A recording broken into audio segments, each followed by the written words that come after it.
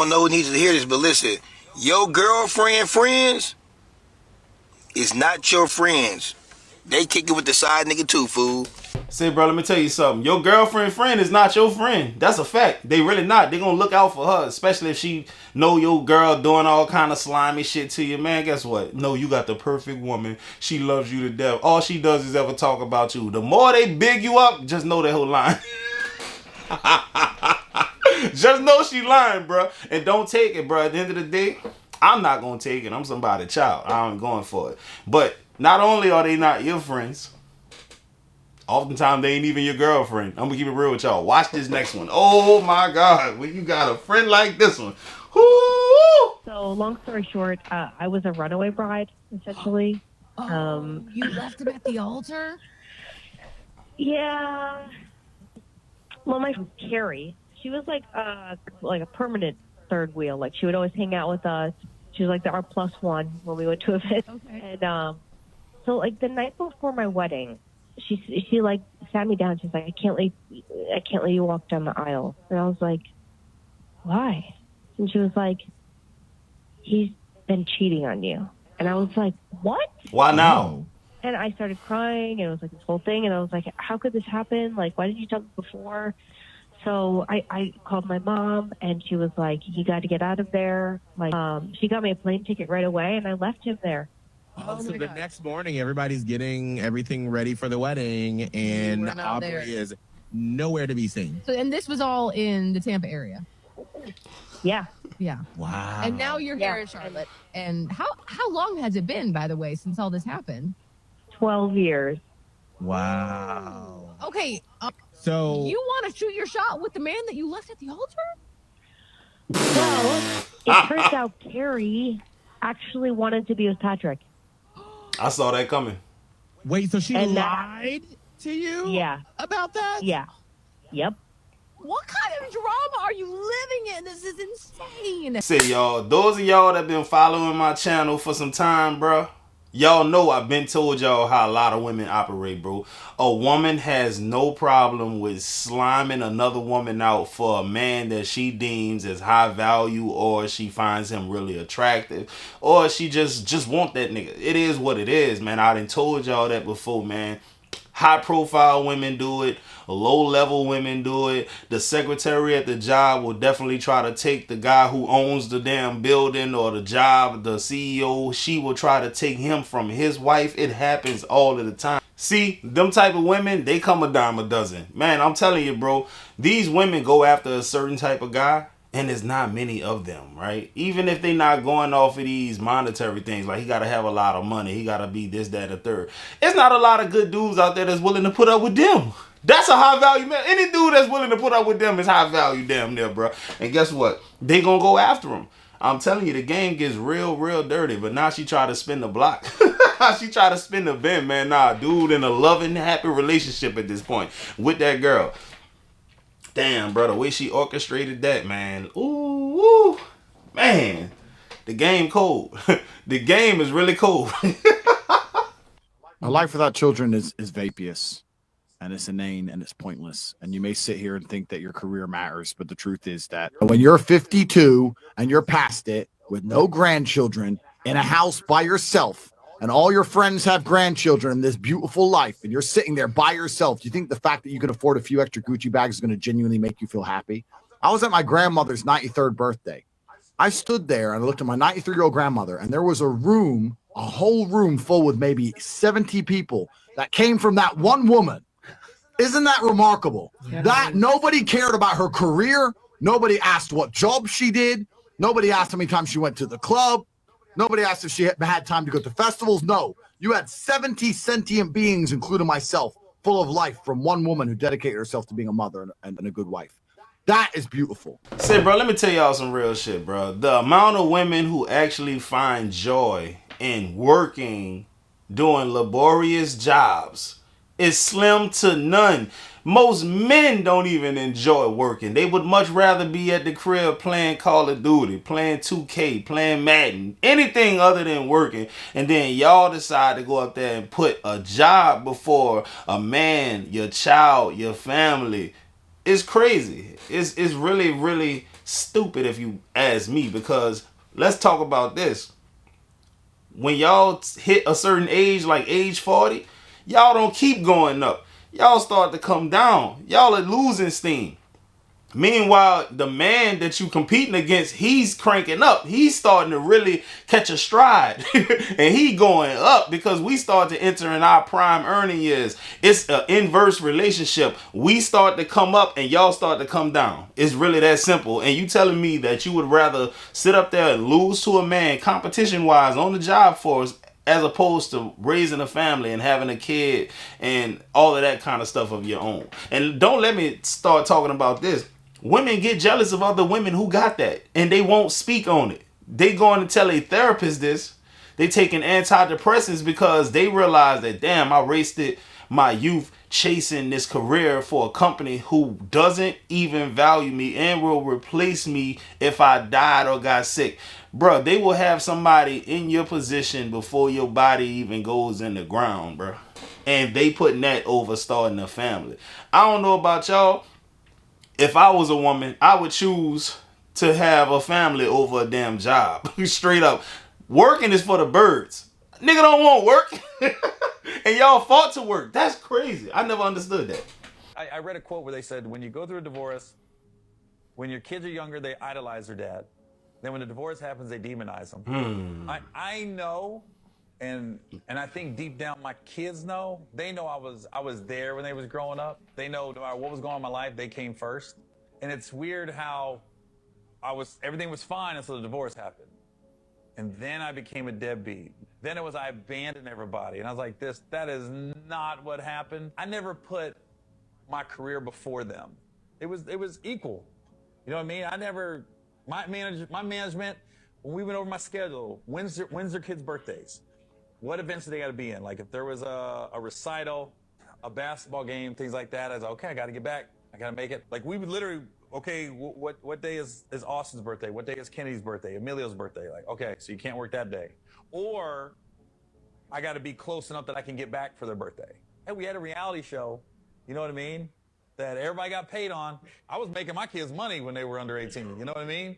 Say, bro, now that's the ugly side about, risking your life going into marriage, man, and having kids with people, because this right here is the reality of the majority of men who had a family and then they got divorced. This is what happens. And I'm going to tell you, a lot of times it's the ex-wife fault, because she definitely telling the kids that she's a victim. Your daddy don't love you. He left us. And they will sit up there and allow the kids to believe that instead of being the bigger person and telling them the truth. We grew apart. I cheated. He did this. Well, you shouldn't tell the kids those details, especially when they're young. I get it. But you can't sit up there and villainize one person and then paint yourself to be a perfect person. I've seen so many women do this, man. I don't know too many men who've done it. Right? Maybe they done it after the woman and did this major smear campaign and he got to really just clear his name after the fact. Like one of those videos I showed y'all back in a couple weeks ago when the girl was like, my daddy be sending my mama $2,000 a month and she won't give me none of the money. The daddy only told her that because the mama making him out to be a deadbeat. So he cleared his name. No, your mom gets $2,000 from me. I'm not a deadbeat. She's spending the money on whatever the fuck she wants to spend it on. See, that's what happens when y'all get divorced. That's the sad thing, bro. And you don't have a lot of times access to the kid to really set the story straight. I'm telling you, bro. I'm not telling none of y'all to not get married and nothing like that, because y'all grown. Y'all do what y'all want to do. There's enough people on the internet telling you don't do it. There's enough people telling you to do it. I'm going to stay indifferent. All I'm going to say is protect yourself, bro. You really can't protect yourself with the kid aspect, though. You can only protect yourself with not having to pay this woman alimony and taking half your shit. But as far as child support go, you ain't getting out of that if y'all got kids. I'm sorry. So help me understand that you employ more blacks than me, but you go home to a white woman. Why you don't have a black woman? I need to leave that dope alone. I fell in love with a white woman, not a black. Why didn't you fall in love with a black? I fell in love with a black woman. We broke up. And why didn't you fall in love with another black woman? I did that too. We broke up. Okay. And why didn't you get another one and another one and another one until you found the right one? You haven't. He need to leave that dope alone. Because I met a white woman that I fell in love with, and that's the person that you're being disingenuous. Can you imagine how the internet would explode if it was in reverse and somebody white was doing it. And this is where it just drives me up the wall with black folks that think like this. That's why I call them the black KKK collective group thing, the wokesters. This is why I say they have become the very thing that they once hated. Love doesn't have any color, people. I challenge you to go date someone outside of your race. The man didn't find love with being with a black woman. He found love with a white woman. My son's mom is white. My mama is mixed with white and black. I have a multicultural family. To buy into this racist ass thinking is to deny one whole group of my family, which is why I say mixed children will end up saving the world. Now look, I don't got a dog in this fight, right? You know, we all come from a certain type of lineage. Ain't none of us 100% African, bro. Let's be real. We not, man. We got all kind of stuff in us. Especially if you from the South. Man, if you black in America, bro, trust me, you got some Caucasian in you because of, you know, what happened back in the past 1619 to 1860 something or whatever, whenever the Emancipation Proclamation. Just think about this. Andrew Jackson had a whole lot of half black white kids running around. I'm just saying. So my thing is this though, I ain't tripping. I'm not even going to address what he talking about. I want to address brother Umar Johnson. See, when a nigga hold your feet to the fire and you ain't got no answer for his questions, you gotta come in with the shame and tactics. He just used sign language basically. Shame, insult, and I don't even remember, guilt, and I don't know what the last one standing for, but he just did it because he said, listen, of course you employ more black people than me, but why didn't you marry a black... Man, nigga, shut the fuck up, man. Dog, that's why niggas... Hey, bro, listen, dog. I used to hate how strict my parents were when it came to me growing up as a child. But now, as I look at the kids today, my parents saved my life. One thing I really disliked and couldn't understand when I was younger is why my parents never allowed me to go to sleepovers. Because when I was younger, we ain't doing no my family was my sleepovers. friends. Period. But what I didn't consider was the dangers that could already be lurking in the home when it comes to different family members, or just the dynamic that they have and how it could affect your child. I also didn't like the fact that I couldn't stay out late and hang out with my friends. But now as an adult, I realized that after a certain time, there's nothing in those streets but danger and trouble. I needed to stay my butt at home. I hated the fact that my parents were so involved in my studies growing up. I hated it. I wished my parents were more laxy-daisy with my grades like the other kids were, because they could do whatever they want and they didn't have the pressures of their parents trying to get them to get these good grades. But now that I'm older, I realize that I carried that work ethic, that discipline, that focus into my career. And with it, I'm able to focus and get things done in a diligent and fast way. I could literally go on and on about the things that I didn't understand when I was younger, but now do as an adult. So I don't know which young adult needs to hear this, but I know you think your parents might be doing a lot or doing too much, but trust me, one day you're gonna appreciate it. There are kids out there who wish that their parents were more involved in their life, who actually gave a damn about what they do or what they want to be when they grow up. So don't take an involved and caring and even overprotective parent for granted. You might not understand now, but trust me, later you will. Say, bro, I'm gonna keep it real with y'all. In one of the videos that I dropped yesterday, I spoke about this, man, about that strictness, right?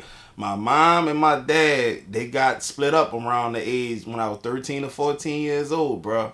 I'm talking about before they got split up, my daddy was on top of us, man. I'm telling you, we ain't had no downtime like talking about it, bro. Definitely wasn't running the streets. Definitely wasn't. We was militant, bro. When we got home, it was some things that had to get done as soon as we dot that door, bro. As soon as we crossed that threshold, my daddy had us on a routine, bro.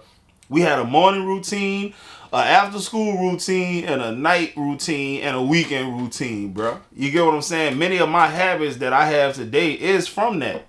I'm not going to hold you. It was that strictness that my daddy brought to the equation that my mama couldn't bring to the equation. And like I told y'all yesterday, when they split up, that's when shit hit the fan. I was given a choice. Do you want to go to Monroe, Louisiana? Because my daddy took a job there. So he moved up there. I said, hell to the no. Not only did I not want to go up there because I don't know nobody up there. That's the country. And Monroe, what the fuck I'm going to do up there? I ain't want to live with my daddy. Because, man, before they actually really split up and left, that was a transition before he actually took a position up there. We was living with my dad by himself for like 2 years, and I got 2 years of that. I was like, I can't do another I can't do another sentence with this man. I can't do another life sentence with this man, bro. So I was like, nah, I'm staying with my mama, because over the summer I would stay with her, and I knew I could do whatever I want over there, bro. And guess what? I got lucky. I didn't get into no real trouble, but my two brothers, they didn't. Both of them niggas in jail right now. My little brother right now, he probably don't get out for another year and a half. And my older brother, I don't even know when that nigga get out.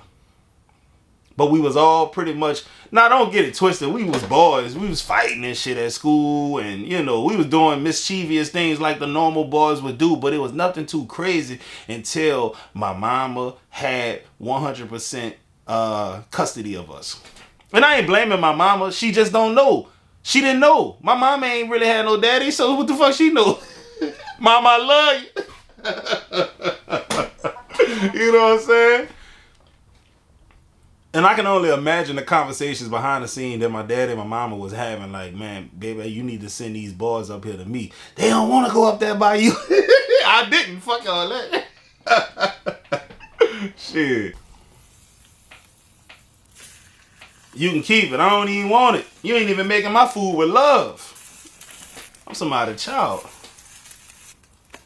My mama would never. Why do you hate your husband? She said, oh my God. She ain't put no non-stick spray on it, no oil or nothing. I don't even think the broad seasoned it. And it almost fell on the floor. Now you add butter.